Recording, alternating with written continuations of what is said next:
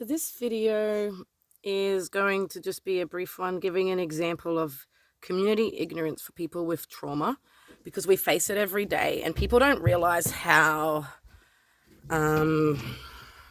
much of a ripple effect something so small can have, because most people can just shake these things off.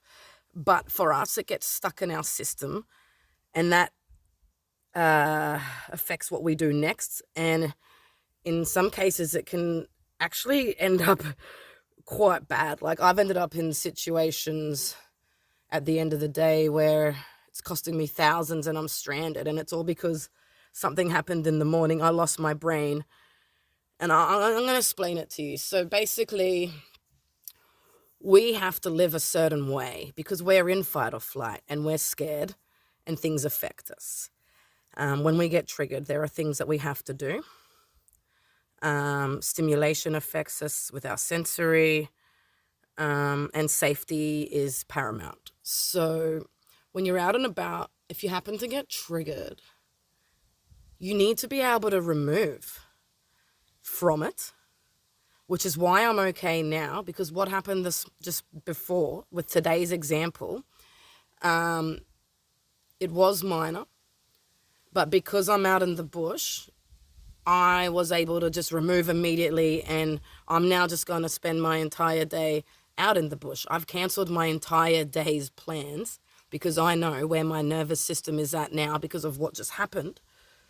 If I go and push through stimulation, if I go and push through any sort of stress or even have any more incidents with any people, it's going to set my brain out of here, and things will happen. So I was in a convenience store. I've been there, I think, 2 or 3 times before.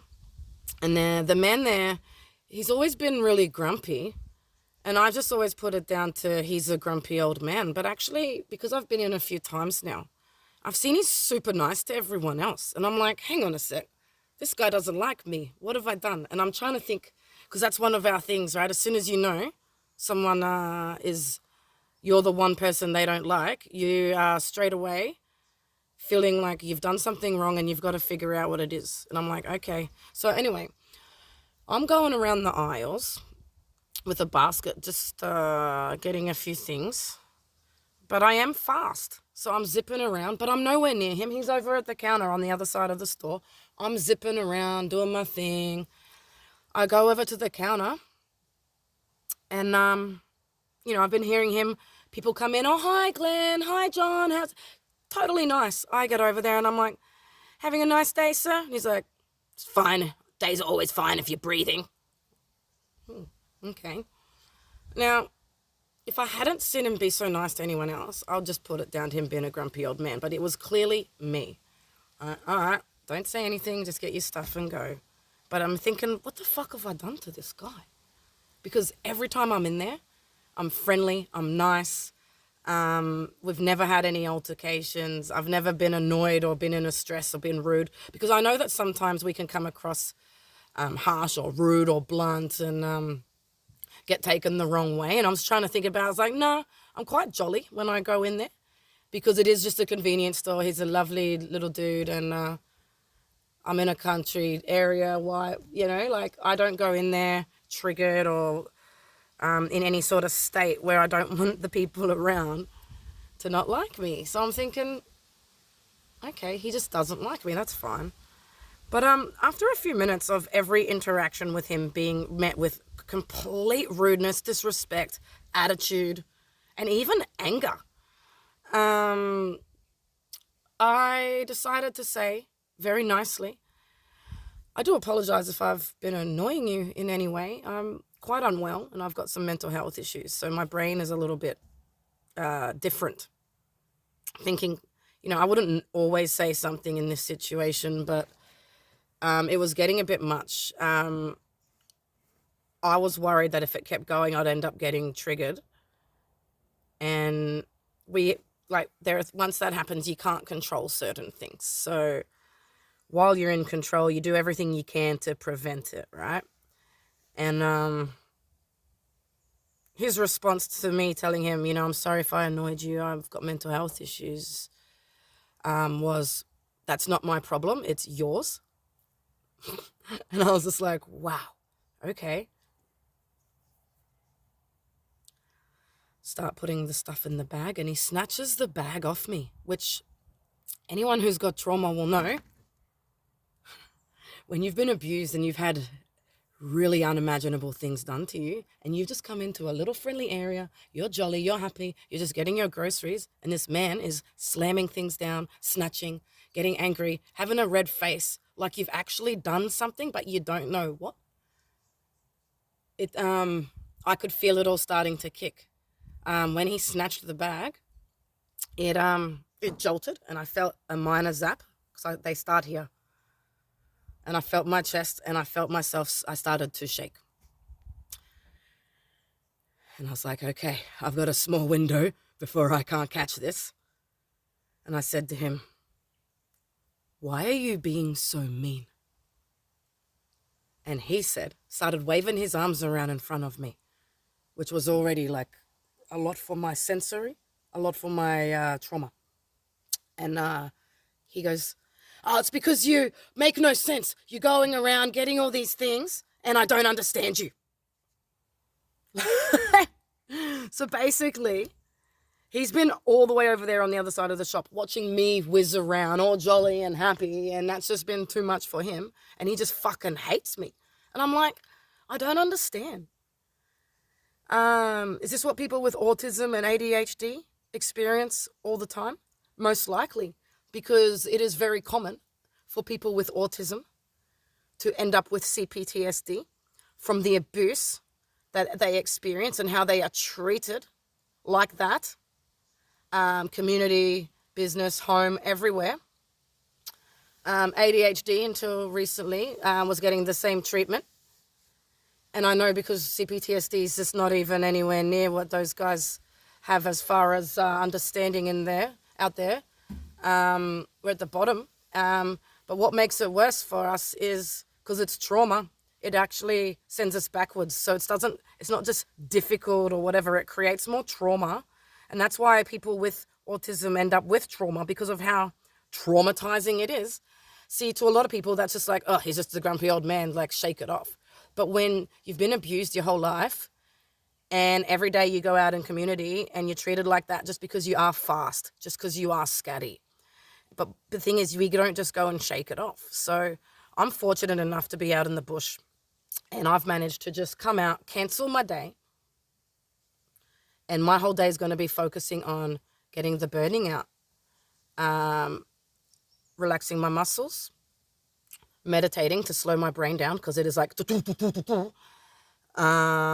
regulating my emotions because it hurts, and just getting connected with myself again and rebuilding my confidence up again so I can try again tomorrow to go back out into the community, because that's what it's like.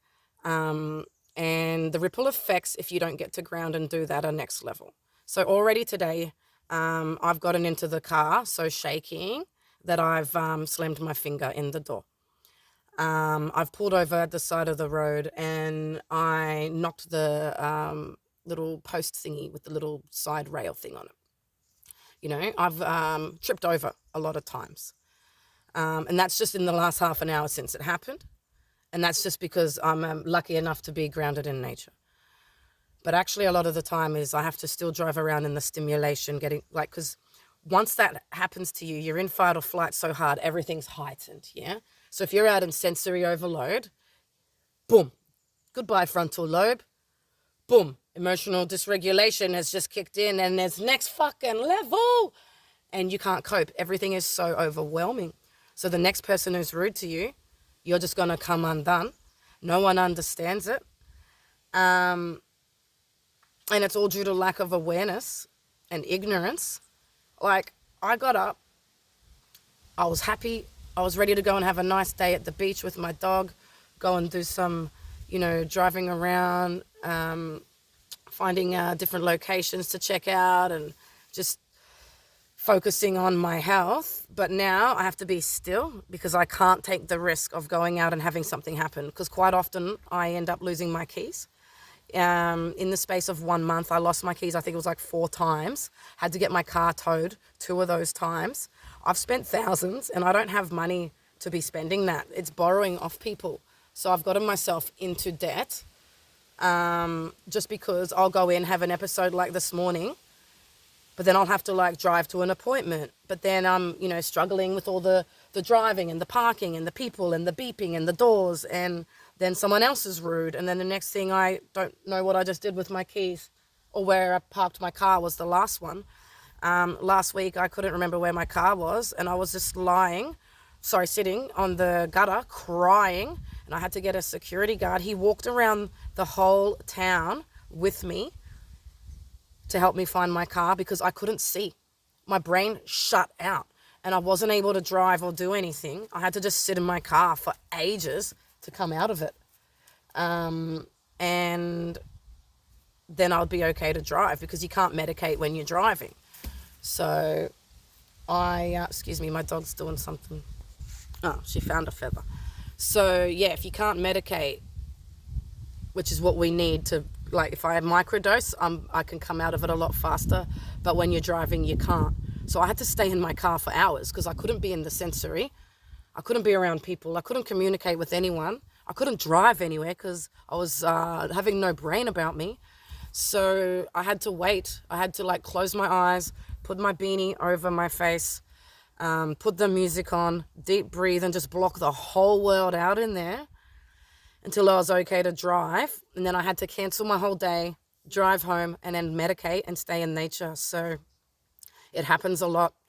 And it's all because like one little incident can set our whole system off, because when you have trauma, you're dealing with things resurfacing in a trigger. You're dealing with physical sensations. You're dealing with your brain tapping out and going all dementia-like, and you get scared. You're dealing with emotions overwhelming you, panic, fear, needing to feel safe.